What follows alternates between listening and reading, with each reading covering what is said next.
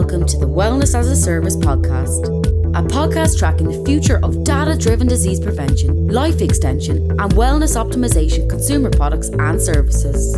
And now over to your host, S Dryburgh.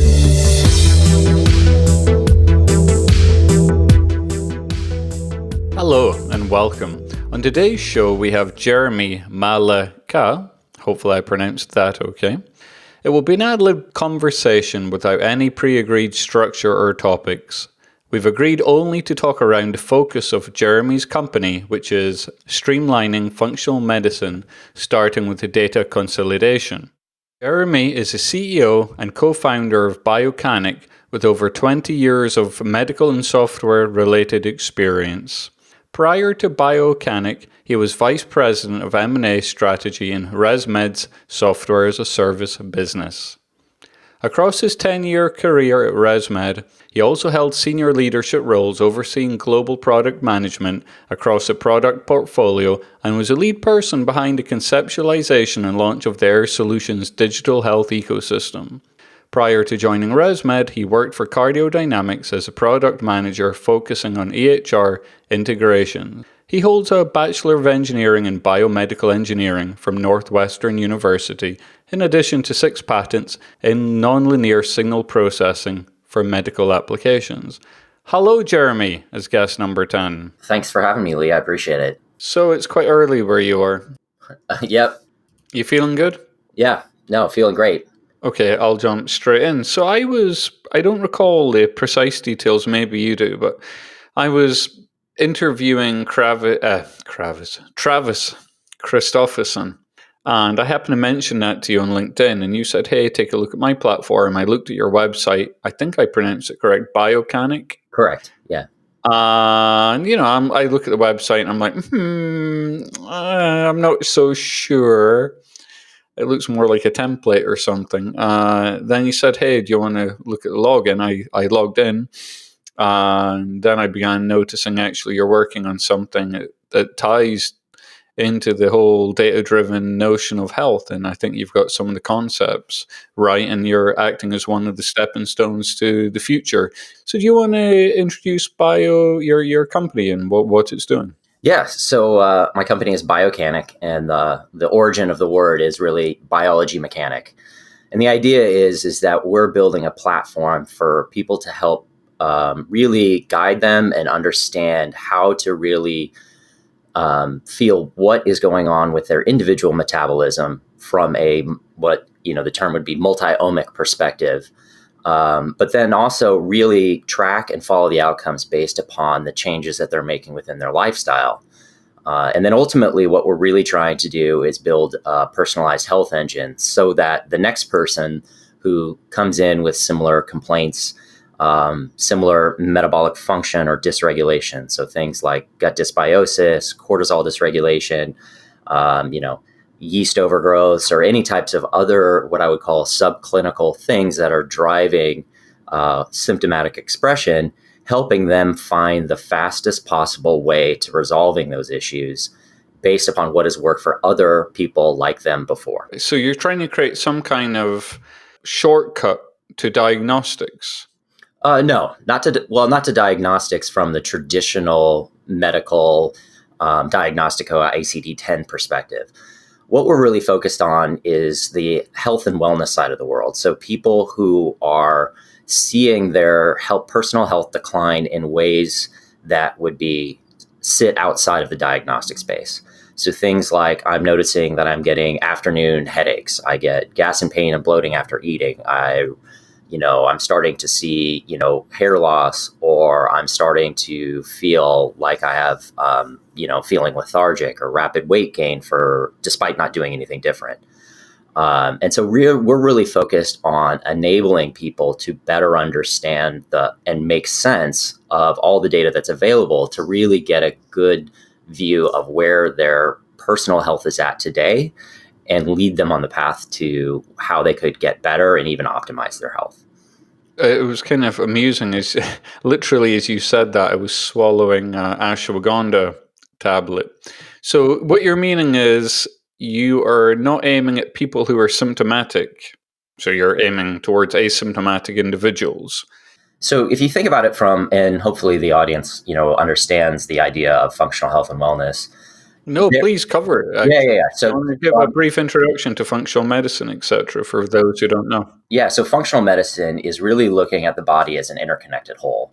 So rather than taking a medical view of things like, the cardiovascular system or the neurological system or internal medicine, functional medicine looks at the body as an interconnected whole.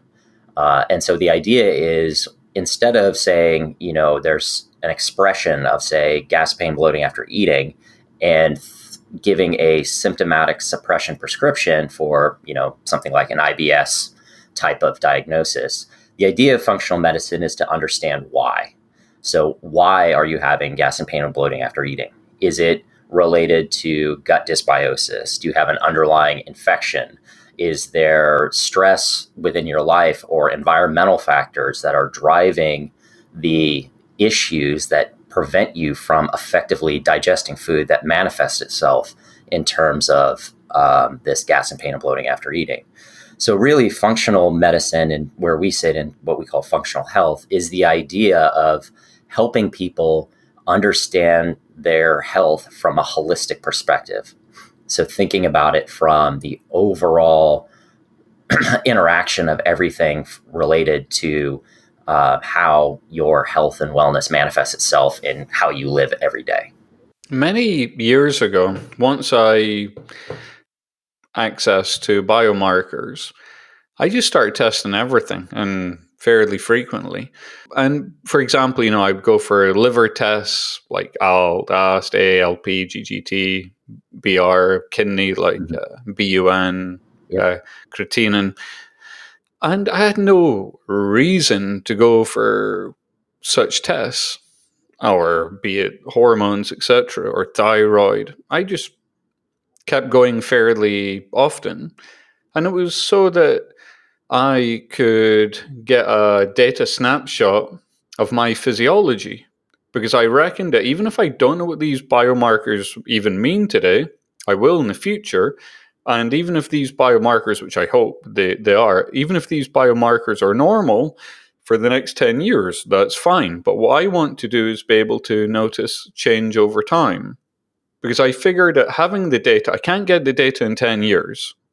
So, for example, if I wanted, how would I know in 10 years if someone says, hey, my testosterone is low? Well, how do I know it wasn't actually low 15 years ago? And hey, if we're going to supplement it, what was optimal when I was optimal? So there's a huge value in data. And so do you want to introduce your platform from the data perspective? Yeah. So similar to you, I've had my own personal health journey. And really, I've spent most of my career in the regulated medical space, and going through, different electronic medical records companies, working in medical device, cardiovascular. But along the way, I was having personal declining health. I was starting to get afternoon headaches, wasn't sleeping well, and then was having slow, progressive weight gain over time. During that time, my wife was studying to become a functional diagnostic nutrition practitioner. And so I was lucky enough to be her guinea pig and going through the process. And so through that process, I was able to collect a lot of different data points along the way. We did things like gut microbiome testing. We did salivary cortisol testing. Of course, I had my standard CBC, CMP, lipid panels through my general practice physician. And so what I started creating was a snapshot of my overall health. So I was able to see things such that I was cortisol dominant, meaning that my cortisol pattern was generally higher than a normal person. Was that high? Do you mind me asking if that was higher in the morning or higher overall or higher? So if you look at the general cortisol trend, where it's low, and then as you wake, it goes to a peak mid morning, and then it falls off over time. All of my values were higher than the reference range, which was interesting, right? But the question really comes up is that my normal, or is that actually causing problems? And we didn't really know, because that was the first snapshot.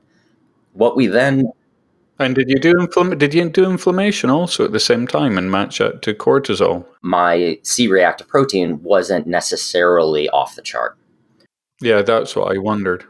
Getting snapshots and getting an understanding of a time doesn't necessarily tell you what's your normal versus what's your abnormal versus what's driving your declining health in a given scenario. So for me, one of the big indicators through what's called a dried urine test or a Dutch test was the fact that I was actually estrogen dominant. So given my qualitative symptoms in the traditional medical space, especially with all of the emerging hormone replacement models, would have been perceived as low testosterone. The reality was I was actually estrogen dominant with normal testosterone. And so now, having fast forwarded 2 years and done that progressive Dutch test, what I see is that my general genetics and metabolic potential is that I am generally an estrogen dominant individual with low methylation. And so for me, I have to be very cognizant of how I'm managing both my diet relative to carbohydrate, driving an insulin response, but then ultimately looking at how am I supporting my methylation pathways, given the fact that I'm heterozygous for the MTHFR genes, right? And so really, back to your original point, is getting the information gives a snapshot in time, and then building that visibility of how my metabolism is working over time allowed us to glean the insights of what was really driving my personal declining health, which was hyperinsulinemia. And so going through this process, starting with what would be a traditional keto diet and moving to more of a modified paleo low carb diet, I've actually been able to drive down my estrogen dominance, increase my methylation through diet choices, like things like adding choline, creatine, glutathione, which has actually resulted in a transformation in both my health. I ended up losing almost 45 pounds and about 15% body fat over the course of 2 years. And all along the way, it was built upon understanding what the levers were that were important to my own physiology that drove the manifestation of what is my health and well-being. What was causing your weight gain precisely? Are you saying it was you're saying it was estrogen dominance was driving weight gain? Or are you saying it was hyperinsulinemia? Or are you saying it was low methylation? It was all of that. So really what my particular situation was, I was doing the right things in terms of not eating processed food. I was gluten-free, avoiding inflammatory foods, doing things, reducing alcohol consumption, sober-tober types of experiences, yet I wasn't getting a response. And that was largely driven because over time, I was still consuming a large number of carbohydrates, even the good kind. And so what had happened over a course of, say, 4 to 5 years of doing that is I started to become insulin resistant. That insulin resistance. How did you measure insulin resistance? Looking at my HbA1c and then also measuring my fasting blood sugar over time. The challenge was my fasting blood sugar was slightly over 100, which is not in the traditional medical system cause for concern. Yet, as we look at the functional medicine approach and looking at more around functional ranges, it absolutely was. And it was indicative of where my problem actually lied. However, it wasn't really fully uncovered until we recognized that my estrogen numbers weren't changing over time, despite trying other approaches to resolve the issue. And then so about 2 years in, the medical director from Precision Analytical highlighted the question around, have you considered hyperinsulinemia or insulin resistance as a means to why the estrogen numbers aren't changing? And that really sent me down the path of going the low carb approach. And that was what was really transformative for me in my own physiology. Is there a link between estrogen and insulin and glucose? I'm not aware of one. I'm not saying there isn't one. I'm just saying wanting educated if you know of one. Yeah. So in hyperinsulinemia, you're maxing out your fat cell storage. So you're having to increase more insulin to store more fat cells, which is then driving the estrogen creation through that metabolic pathway. So what was your HbA1c? So it was close. I think it was 5.8. So not quite. This is still quite low, both values are quite low. Well, in general, most the number that people really drive toward today should be below 5. Now, from a diagnostic standpoint in the traditional medical system, type 2 diabetes would be HbA1c's over 6.5. Do you know what your triglyceride over HDL ratio was? At the time, it was over 2. It was over 2. Yeah. Do you know if it was excessively over 2? It was like I believe it was like a 2.3. So I think, again, broad brushstrokes. My triglycerides were on the order of 120, and my HDL was on the order of 60-ish. Did you do any lipid analysis, like high resolution? I think there you've got NMR. Yeah, so I didn't do that until at the time, which was 2 to 3 years ago, the NMR was not really well understood from a usage standpoint. Of course, now that has accelerated with the discussion related to the usefulness of LDL-C. So I did do an NMR, but only recently. But my HDL triglyceride ratio has actually inverted, so I'm less than 1 in terms of the ratio. So my HDL is higher than Okay, so you're below 1. That's fine. Yeah. In terms of MTHFR, I'll link the Dirty Genes book by Ben Lynch, and people who don't know what that is can look there. Could you kindly just give a small introduction to what the Dutch test is? Yeah, so the Dutch test is it's called a dried urine test. And what it's done 4 times, or there's an optional for a 5th one, once upon waking, once 2 hours after waking, once in the middle afternoon, and then one time before bed. And what that does is that gives a cortisol metabolite snapshot of what your cortisol pattern looks like. So cortisol is a critical hormone that drives basically your awakening response. So it basically prepares you for the day and starts to get you energized, gets you into a metabolic function where you're creating energy to go about your day, and then should be declining over time as your melatonin starts to get increased from the gut to prepare you for bed. So the Dutch test gives you a snapshot as to how that cortisol is going. That's an important indicator because a lot of people and cortisol being a stress hormone, people who are under considerable stress or have, diet dysregulation, end up having a cortisol pattern that doesn't follow that trend, or, perhaps based upon stress at the end of the night ends up with cortisol that's higher before they go to bed, which then ends up causing sleep problems for people. Like, for example, fibromyalgia patients suffer a rise in cortisol at night. It's very unfortunate. Right. And so you think about that stress hormone, which is driving the activity right before you're supposed to be resting. It becomes very, very challenging to have a good night's sleep or even fall asleep at all. We've seen dysregulated patterns where people are waking up, 6, 8, times a night. And did you have you just said you had a higher pattern overall. Were you having difficulty with sleep? So I wasn't having a difficulty with sleep because my melatonin was appropriate relative to my cortisol value at the end of the night. So although I was higher than the reference range before bed, it wasn't completely out of whack. So were you helping it with sleep hygiene, like blue blocker? So not at the time. So at the time, this was, 3 years ago.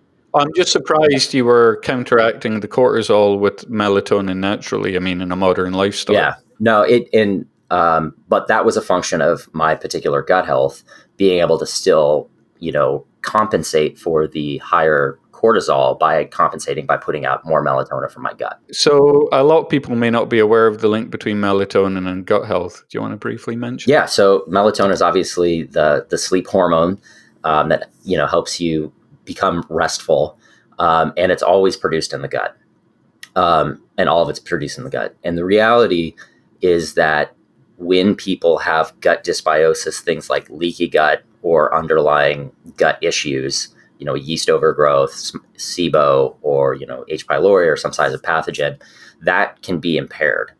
And so one of the manifestations of that is obviously reduced melatonin output, which then makes it much more challenging for somebody to go to sleep. True. And I've always wondered if actually disrupted sleep causes, in the reverse direction, gut dysbiosis, exacerbates leaky gut. I've always wondered if the backward direction was also causal to some degree. Right. And I think that's exactly the point of the challenge of functional medicine, right? Which one is the starting point and which one is the reaction, right? And then the fact of now I have poor gut health, which is driving poor sleep, which is driving cortisol dysregulation because I didn't get my accurate sleep. Therefore, my cortisol pattern is now not following how it should be, which then drives my inability to metabolically function appropriately, which then makes my gut health worse. Because now I haven't slept, I'm tired, I'm stressed, which is now adding additional stress on my gut to continually make it worse and worse over time. Yeah, and then you notice with disrupted sleep, higher insulin, etc. Which reminds me, did you actually go about checking your insulin? No, I did not. Because I've been looking at various charts with glucose against insulin, and there's this whole 20-year diabetic journey, and the relationship between the two depends on where you're at, and it's really it is complicated, but it's also shocking. Because the more I look at it, the more I see it's hard to infer what a glucose result means or an insulin result means without looking at the pair in tandem and without looking at them over some time and knowing what they look like over a 20-year span of growing insulin resistance. Because eventually they invert. Yeah. Anyway, you mentioned glutathione. If you don't mind mentioning what glutathione is, and also if you said you were supplementing with glutathione. Yeah. So being heterozygous for MTHFR, meaning that I have a reduced capacity for methylation, methylation being the primary detoxification function, left me in more of a inflammatory state. One of the ways that you can increase methylation is by adding support foods or supplements to help with methylations by adding more methyl donors. Glutathione being one of them. Now, glutathione is available through different types of food choices, through things like cruciferous vegetables. And for me, vegetables are not something that I'm a super huge fan of. So I really struggled to really increase that. And so one of the things that I do take now is liposomal glutathione, which is just the easier way of adding glutathione to the system. But again, because of my reduced methylation, I have now added other things like choline through increasing my egg consumption and adding even creatine, which is another methyl donor, to support my detoxification function. And the liposomal glutathione, is there a particular brand you're using? Yes, but I can't remember it offhand. Okay, I'm also taking a liposomal glutathione, and I have maybe it's totally subjective, but I have this subjective experience that when I take liposomal glutathione, I feel better. Do you think that's possible? Yeah, absolutely. I think one of the things and one of the reasons why we built the Biocanic platform was to track perceived outcomes, right? Certainly there are, you want to look at objective markers, but objective markers aren't important if you don't actually feel better, right? So if you start a process and you say, look, I feel inflamed or tired or headaches, and I rate it as a 10 out of 10, and you're not objectively tracking that information, you tend to lose sight of what happened in the rearview mirror, right? So if your perception of the pain and inflammation was 10 out of 10, 2 weeks later, you've been taking glutathione, and now it's a 6 out of 10, you feel great, but you're still a 6 out of 10, right? And that's really why it's important to look at how we're supplementing or changing our behavior, changing our diet, and objectively tracking it as well. Yeah, you've got biases of the human mind. For example, you remember how you felt more recently than you did some time ago. Exactly. Right. And, you think about it, an objective qualitative measurement is how your clothes fit, right? That's something that people can feel every day. And it is generally how people measure their health and well-being. But now more than ever, people are becoming more aware of the things that you can't necessarily quantify in terms of something that simple. Exactly how is my sleep quality? Do I feel rested in the morning? How do you think about brain fog, right? And thinking about what does brain fog mean to me today, making a diet, lifestyle, supplement, or some sort of lifestyle change. How can I objectively look back to tell whether I'm getting better? And you can't really do that from a bias perspective without actually documenting it. Did you test for heavy metals? It was just when you said unexpected weight gain, I often think about heavy metals, since your body tries to protect itself by wrapping them in fat, which is a danger of actually losing weight quickly without using correct protocols and supplements. So we did both micronutrient and heavy metal toxicity. What was actually interesting is we actually had black mold in the house. The difference between what happened to myself and my wife is I don't appear to have systemic symptoms related to black mold, but my wife ended up developing Hashimoto's because of the mold within the house. She's now worked through the AIP diet and reduced her inflammation to get her thyroid numbers back in line and her TPO antibodies down. But yeah, we absolutely looked at heavy metal toxicity. But really for me, it's my metabolic function related to carbohydrates. So you're carbohydrate intolerant. Have you always been that way, or did it develop over time? It's interesting, thinking about the discussion in the industry related to, brain health, anxiety, and thinking back growing up. And I was definitely a carb addict as a child. And I also remember having quite a bit of emotional ups and downs and anxiety. And I probably, had I known what I know now then, it would have been interesting to see if that would have resolved over time. That this idea where my carb intolerance was driving my emotional and anxiety issues at the time, because I definitely was heavy on the carbs. Anxiety also reminds me of the whole omega-3, omega-6 index. Did you test? No, we didn't do that at the time. Okay, I just wonder if you were taking any DHA. So I do now. As part. Yeah. Oh, you do now. So I should get to your company. So how did your company come about? Because obviously you've had a health issue. You've went about fixing it. It sounds like you began in a spreadsheet, which is what I'm doing. More recently, I began using Heads Up Health, which I'm sure you've heard of. And when I looked at your platform briefly, it looked like a B to B to C version of Heads Up Health. Yep, very astute. So really where Biocanic came from my own personal health journey and my experience in the regulated medical space. So today, if you're going to start as a functional health practitioner and implement a health lifestyle change based upon lab testing or objective data, along with qualitative inputs, it's all over the place. In order to really drive an experience and drive the right outcomes, it takes a lot of work and a lot of investment for both the practitioner and their client. Prior to Biocanic, there was what they called intake assessment forms, or things like they're called assessments like adrenal stress indicators, where you're measuring your perceived craving of salt, your sleep quality. Do you wake up between 2 and 3 a.m. on a scale of 0 to 5, and it's entered into an Excel spreadsheet. The lab data, and if anybody has followed the functional lab space, that I would guess that there's no less than 500 lab providers and 10,000 different functional labs out there. So the practitioner has multiple PDF reports that they're trying to correlate with the qualitative assessments from their client.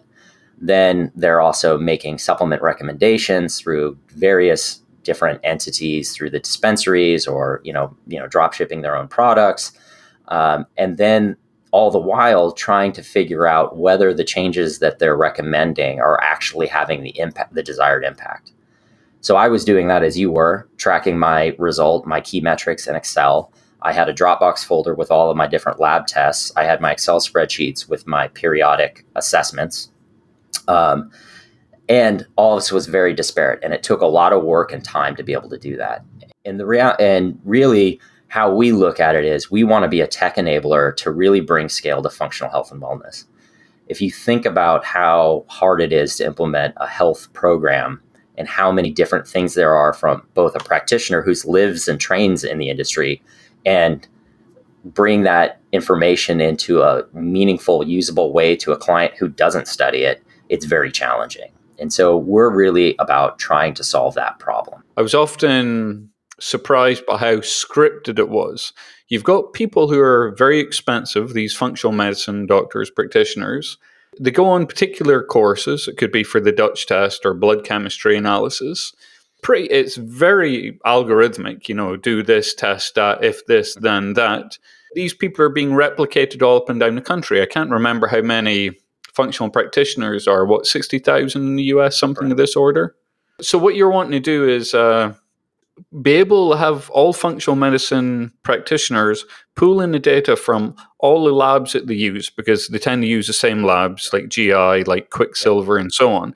Suck that data in, have a common interface onto that data, and then somehow is there some way of spotting patterns over time, or is it just data consolidation interface to all these lab providers? It's both, right? So the initial kind of first step is one, from a functional health industry, we have to get the data centralized. There isn't the ability to correlate individual lab metrics across an individual today. And so when you look at something like a Dutch test, there's an interpretation guide for that. When you look at a GI map, there's an interpretation guide for that. And there are experienced practitioners who, in their head, have the ability to interpret what a dysbiosis on a GI map means related to a hormone result within the Dutch test. That's learned over experience and time. What we're trying to do is speed that learning process and also become the tool to enable the practitioner to understand and process the data faster. So I, as a naturopathic physician, may not see Dutch tests 6 times a day, every day for 5 days a week. I may see a Dutch test a week. And when I see something that's abnormal, I have to spend time and go, wait, what does that mean? What is the context? And how do I think about that? And then I have to do that. That can take up to 3 hours in preparing for an individual client session. And you multiply that over time. And that's why it is so expensive, because practitioners aren't able to scale because of the time investment and the learning curve it takes for them to be able to effectively kind of know what to do when they see it. And so really what we're trying to do first is aggregate the data to implement the known rules, so that, to your point, then there is known decisions based upon what an individual value means. Then the next step is to correlate what the individual labs mean in context of each other. And that's really kind of where we're looking next.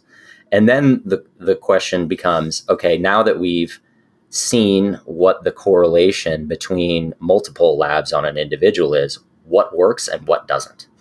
And that was one of my big challenges coming from the regulated medical space, is the data-driven aspect, right? Everything is done through a placebo-controlled double-blind study and everything else. In the functional health space, a lot of it is what I call tribal knowledge. People are learning through experience and communication, but it isn't necessarily well documented, right? And if you think about it from the perspective of an unsuccessful health engagement, does that naturopath physician or health coach ever hear back from the person who hasn't seen results? And does that miss or that wrong path ever get assimilated into their thinking as a means to, oh, wait, when I see the person like that, I shouldn't go this pathway because it hasn't been effective? Really, where we're trying to go is bring data, structure, and objectiveness to all of these different health approaches to really enable scale for the industry as a whole. I think when you gave me a brief tour of the platform and I just had been interviewing Travis, I think that's what shone through to me was this data, this structured approach, which is clearly missing. And that's why I said, hey, come on and let's have a chat, an unstructured chat, actually. Again, when it came to functional medicine, I noticed that they were following scripted rules, quite basic algorithms, actually. And then I noticed you'd have people who would shine through in a field like Brian Walsh when it came to certain blood chemistry interpretation. And you would wonder, why is this functional medicine practitioner so ahead in this domain, and why hasn't it propagated to all the other functional medicine practitioners? And that made functional medicine often seem more of an art. I'll give you another example. Most functional medicine practitioners will offer food sensitivity testing and intolerance testing. And yet, when you get into these areas of IgG, IgE, etc., it is anything but what I would term a science. But it gets close to it when you've got practitioners who are doing all the time and have got very good at it. Yep. And that's exactly the challenge. I think food sensitivity relative to IgG is a perfect example because of molecular mimicry, where molecules of certain foods look similar enough to the body that drives the IgG response. You can have a lot of confounding information from an IgG test. And to your point, the art of it is people who have spent their careers looking at IgGs and seen responses from individuals in the wild naturally become more astute in how they find the insights and recommendations. They're able to look at individual values and recognize that the IgG response to, say, grapefruit could also be confounded by another similar molecule, which may be the heart of the issue if the individual isn't necessarily eating grapefruit. Where that becomes problematic, again, from the industry perspective, is that is an art. It isn't necessarily documented in objective data. And really, you take somebody like a Brian Walsh, who's an expert in blood chemistry. How do you take his brain, his ability to process, synthesize the data, and really understand what the best possible path is, and actually pass that on to other practitioners so that the industry can actually scale to reach more people? That's really exciting. Yeah. So you've got these three areas, which you mentioned. One, let's centralize the data. So your incoming lab results from different providers like SpectraCell, etc. I assume you have SpectraCell. Then you're applying, you're giving a meaning across lab results. So instead of one lab giving you their reference values or functional values, and you're looking at them in isolation and having the human act as an artist, stroke scientist, give an interpretation over it, you're trying to have machine help give meaning over multiple lab provider results. How do you do that? And how well developed is that? Is that something you're just beginning? We're very much in the early phases. So really from a data model development standpoint, one, we're in the process of centralizing data first and foremost. Two, the known expert rules, which is just simple decision tree type of stuff, adds a lot of value because you aren't necessarily having to jump out of the system to go find that, the interpretation guide to tell you what to do when you see a given value. We help bring that front and center. But ultimately, what we're going to get to is the ability to connect the dots between the two and then make insights and recommendations for the practitioner. Are there competitors then? Because again, I think of Blood Calculator. Have you heard of that? Absolutely, and Blood Calculator is great. There's also quite a few new applications of microbiome and looking at microbiome and making recommendations. Where we view it is we can't look at a single omic value. If you look at the gut, you only know about the gut. Now, people would argue we can make inferences based upon other information out there, but at an individual basis, it's nearly impossible to predict from a single value what the holistic view of the person is. So it's great that the industry is moving forward, specifically around things like Blood Calculator or even some of the Biomes of the world. However, it doesn't take into account the full view of the individual's metabolism. And so that's really what we're focused on, is being agnostic to the testing model, meaning we're looking for the values from the lab, not concerned about the specifics of an individual lab. Because if you have, let's say, a cortisol pattern in isolation, you don't necessarily know how that's, one, driving the output of other metabolites, or you have no idea of what's going on from, say, the gut perspective, right? Can the client also have access to their own data? Is this some kind of dashboard that they can share in? Yeah, so the way that their we've own built the data? platform is the dashboard view for the client is nearly identical to the dashboard view for the practitioner. You mentioned supplements earlier, I think. I think you mentioned supplement protocols. So it wasn't just you had incoming lab results being consolidated on your platform and hopefully normalized, etc. But you mentioned you had links to Yeah. dispensary. Can you So explain one, what that's obviously anybody who's in the functional health space knows the importance of supplements, but also recognizes that supplementation doesn't have a lot of objective data behind it. So looking at both supplement quality, but also thinking about dosage, a lot of it is, look, try to titrate up to say 3 to 6 pills, 3 times a day.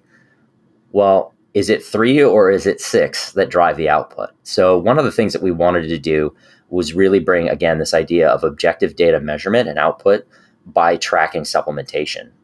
Through my own personal health journey, being estrogen dominant, one of the common supplements that you would take is DIM. And DIM helps kind of remove some of the estrogen metabolites to kind of bring down the estrogen dominance. I was taking 2 twice a day for a year and a half, and I wasn't seeing any change in my estrogen metabolites. The practitioner, the medical director, then said, well, why don't you go to 4 twice a day? Well, we had never done 4 twice a day. So really what we're trying to do on the supplementation side is bring more of the science to it rather than the art. One of the big challenges from a supplementation standpoint, thinking about my father's experience, is being on a fixed income. A $70 bottle of digestive enzymes is very challenging within a fixed income. So getting to the right dosage not only benefits the client from a perspective of I can get the bare minimum of supplementation that I need to support the best outcome, but I can also look at it as a cost savings. How can I avoid wasting money on supplements that I'm taking too much of, or even taking supplements that aren't effective at driving the right outcomes? Did you say you were adding DIM as a supplement? Yes, we actually increased dosage based upon the interpreting medical director's recommendation, but it was something that had never been considered before. So again, going to this idea of how to speed the path to resolution would be, instead of waiting that year and a half of doing an under titrated dose of DIM, start from the get-go with the appropriate dose. Because DIM is found in like cauliflower and broccoli, and it acts like estrogen in the body. And I thought you had estrogen dominance. So would that not No, it reduces estrogen. Yeah. So in terms of dispensaries, a lot of these functional medicine practitioners have their own dispensary. I mean, their own brand of supplements. Yep. So we're not in the dispensary business. Again, we're tracking the data. So how we've built the platform is we allow the practitioner to decide where they want to have their client get their supplements from. And we do that through our supplement template builder. So they can just add their existing dispensary if they have a personal branded one, or if they're using a third party like a FullScript or a Wellevate. They just plug in the links for the individual supplements. And then for the client experience, oftentimes particular supplements aren't available. All the supplements aren't available in a single dispensary, and they're having to bounce through different places where they're ordering, even from Amazon. And what it does by our platform, leveraging integrations with those other dispensaries, we're able to let the practitioner leverage all of the different approaches, but it's a single experience for the client. You mentioned supplement protocols, but what about eating protocols and maybe even fasting protocols?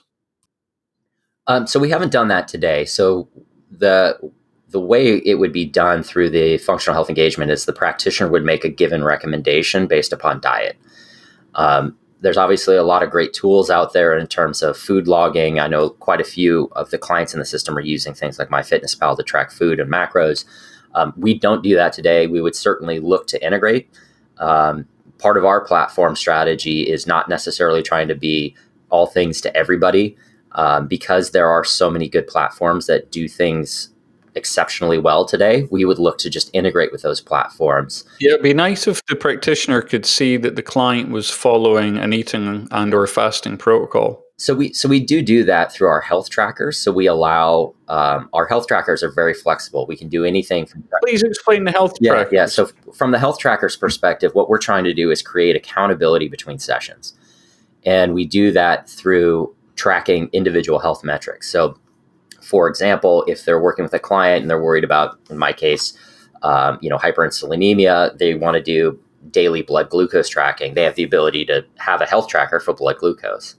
But if they're doing things like, look, this week I want you to avoid gluten, or I want you to avoid caffeine for the next 2 weeks, we have the health tracker can say, look, did you avoid caffeine today? Or how many coffees did you have today? And tracking that over time. Is that manual, or is any of the actual API stuff from devices in the health track? Yeah, so we're manual today. Most of our clients are kind of all over the map in terms of which products they're using to track.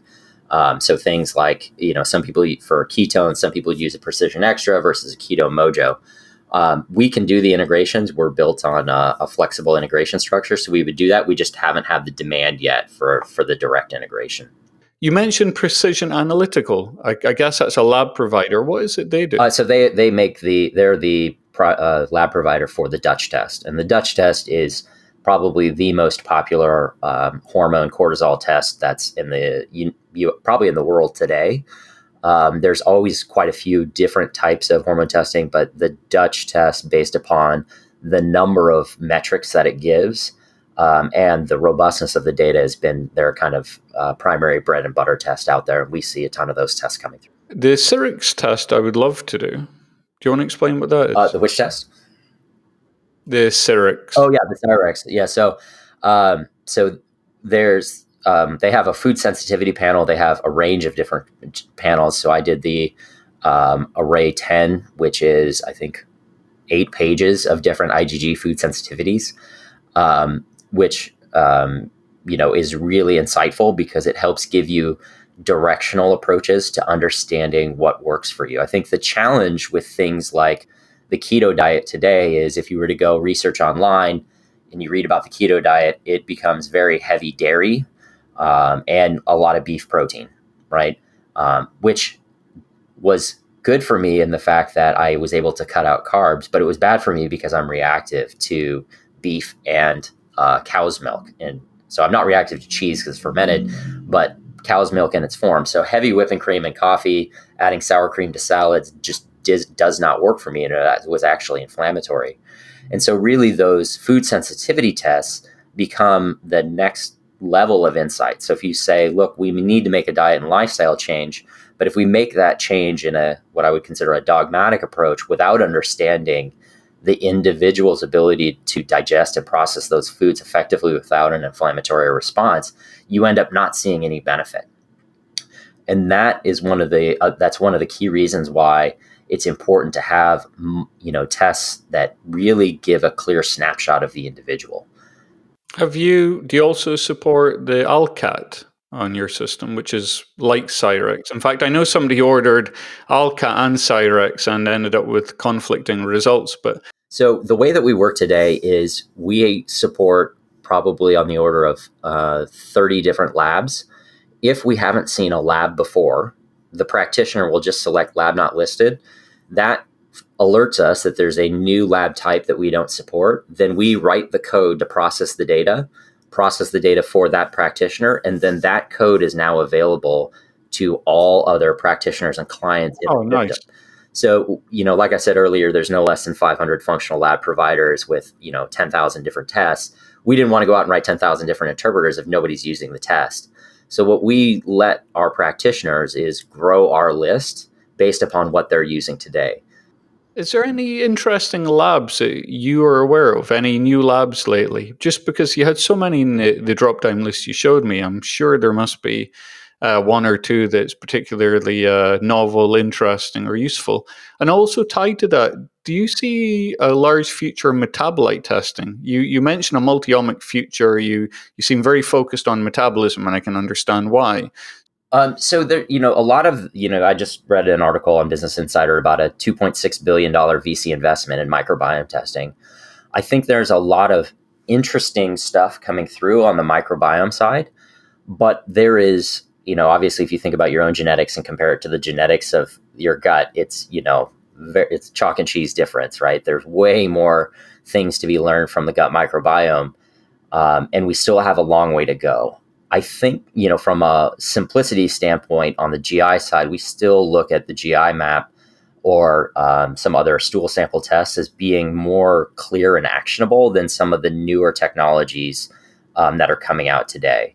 And that's largely because the basis of what to do about the information exists. I think a lot of the new testing techniques in terms of gut microbiome testing are interesting, but they haven't been prevalent enough to really understand what behavior change and close the loop on how to actually action and make changes based upon that. I think from a usefulness perspective, the Dutch test or the hormone test is really insightful, but it also is contextual, right? So it gives you a lot of information, but doesn't necessarily tell you exactly what to do. I think from a food sensitivity standpoint, the Oxford Biomedical Mediator Release Test is the most interesting because they're testing the blood. They basically take the 5 blood samples and they're injecting the actual proteins and measuring the inflammatory response. So it gives you more of a direct assessment of food sensitivities than, say, an IgG, where you can be confounded by molecular mimicry. The other ones that I think people look past that I think are critical, especially in this day and age, are the environmental and heavy metal toxicity tests. I think we look at things like hormone dysregulation, but if you're living in a toxic environment with all these endocrine disruptors, things like BPA bottles, unclean water, mold toxicity, home toxicity. Ben Lynch talks quite a bit about home toxicity, and not understanding whether your environment is actually driving your dysregulation is a big blind spot that I don't think a lot of people consider today. Also, thyroid problems for the same reason. Exactly. My wife's Hashimoto's came from black mold within the house. And, it would be, we were looking at changing thyroid markers, T4, T3, TPO antibodies, and we didn't really understand why, despite making the food and diets changes, and it happened to be environmental, right? Is there any question I've not asked you that you wish I had asked? No, I think the really exciting part about the functional health and wellness space really is that the health costs are out of control globally. And that's largely driven through, our environmental mismatch that's happening, our, processed foods and sugars, and there's no doubt about that. I think the exciting aspect of functional health and wellness, but the question around this industry is, do consumers care enough in mass to really take ownership over their health? Or are people in mass just unwilling to do the investment and work that it takes to be healthy and stay healthy for longer? So I do actually wonder how you plan to structure the data. Like, how do you tag it? How do you put an order to it? Quite a few different approaches from a machine learning perspective, right? There's the kind of structured or supervised and unsupervised approach. We're just in the process of, get as much data on everything from everybody in as soon as possible. We're going to do some modeling relative to what the data sets what size do they have to be for us to glean insights. But really, the expectation is that there are going to be some pretty key signals that come out. Let's say for the Dutch test, there's 75 different biometric values. Not all 75 matter. What actually really matters to an individual based upon their individual state or metabolic health that they're really wanting to get a hang on, that fundamental issue is going to come out in the data. The question is, how much data is it going to take? That's the real question around the industry. Does a lab keep a copy of everybody? So if a lab has 10,000 practitioners, does a lab end up storing forever the results of all patients across all practitioners? So in general, they do, right? Because they're updating their reference ranges as the distribution of the populations increase. The problem That's a hell of a data set that they don't seem to be mining, as far as I know. Yeah, the the frustrating part from our perspective, again, we think about it from an integration standpoint. So Quest and LabCorp, you can certainly integrate with and get the data in a way that makes sense. All of these other functional lab companies have really great tests and have zero technical infrastructure. So we've been working with a few of the lab testing companies that we talk with, and their business does not allow them to invest in unlocking the data because they're looking And maybe even their legal contracts, etc., stop them. Right. And so that's really important. Well, it depends. I mean, through HIPAA law, they can do de-identified aggregated analysis unless they were entered into agreement where they're explicitly not allowed to. But the reality is they need to keep the lights on. They need to keep labs coming through. It's not a big margin business. And so investing in infrastructure and analysis doesn't necessarily create value for them right now. And so they can't afford to invest in the ability for doing that. And so really why we're trying to solve that by being agnostic to the lab companies is to be able to solve that problem, to create the population level analysis to really understand what are the key signals in the individual labs. As Biocanic, are you able to store the data yourself across many practitioners? Yeah. And therefore many labs and therefore many patients across many practitioners? Yeah, so we're very clear in our privacy policy in terms of service that we absolutely use 256-bit encryption both in transit and in rest. We take data privacy and security very seriously, but our platform is really going to drive a lot of value for people through population level analytics, and that's done through de-identified data sets. And so we've structured the business in a way that really focuses on that. So we are so longer term, you can start giving insights based upon that population level data back to the practitioners. Exactly. And the idea is creating phenotypes. So for me, hey, Jeremy walks in the door, he's looking for sleep, brain fog issues, and body composition issues. And he's got cryptosporidium, H. pylori, estrogen dominance, and food sensitivities.